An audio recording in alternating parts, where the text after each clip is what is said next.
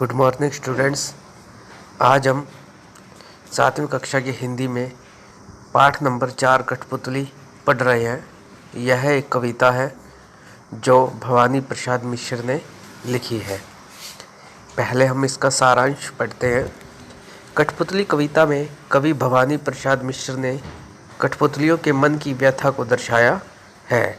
ये सभी धागों में बंधे परेशान हो चुकी हैं और इन्हें दूसरों के इशारे पर नाचने में दुख होता है।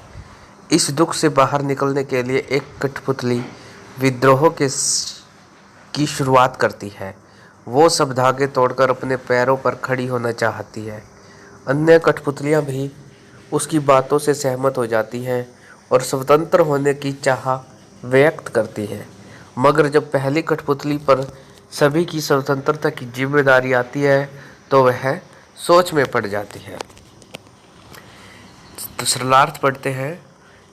कठपुतली गुस्से से उबली, बोली यह धागे क्यों है मेरे पीछे आगे, इन्हें तोड़ दो मुझे मेरे पाँवों पर छोड़ दो।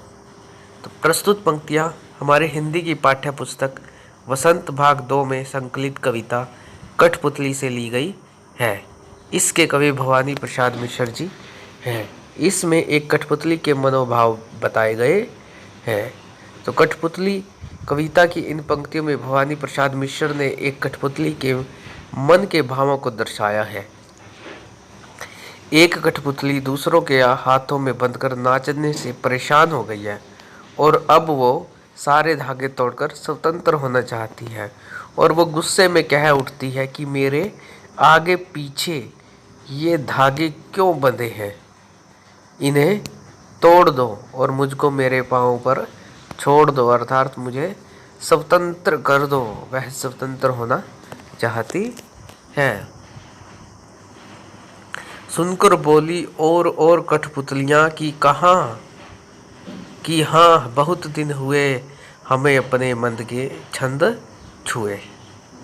तो इसमें भी सेम प्रसंग रहेगा। सरलार्थ में क्या कहेंगे कि जब पहली कठपुतली की बात सुनी तो सुनकर बोली और कठपुतलियाँ, पहली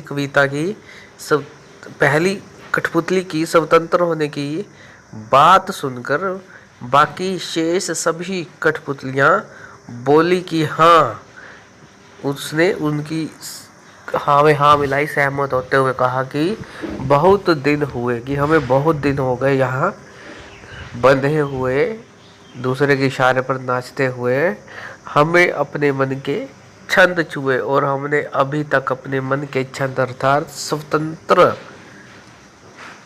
होकर अपने पैरों पर चलना नहीं शुरू किया है। तो इसलिए उन्होंने पहली कठपुतली की बात में सहमति जताई। तीसरा पद्यांश है। मगर पहली कठपुतली सोचने लगी, यह कैसी इच्छा मेरे मन में जगी है। जब पहली कठपुतली ने स्वतंत्र होने की बात कही तो शेष कठपुतलियों ने उसकी स्वतंत्रता में हाँ मिलाई।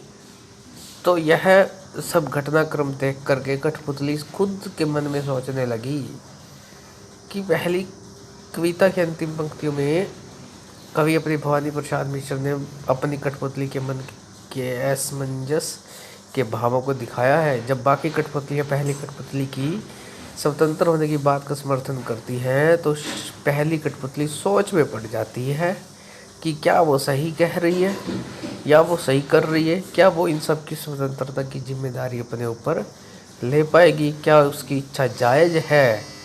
अंतिम पंक्तियाँ उसके इन्हीं मनोभावों को दर्शाती है या समर्पित होती है। तो ये बहुत ही सरल आसान कविता है जिसके आपने सरलार्थ लिखने हैं।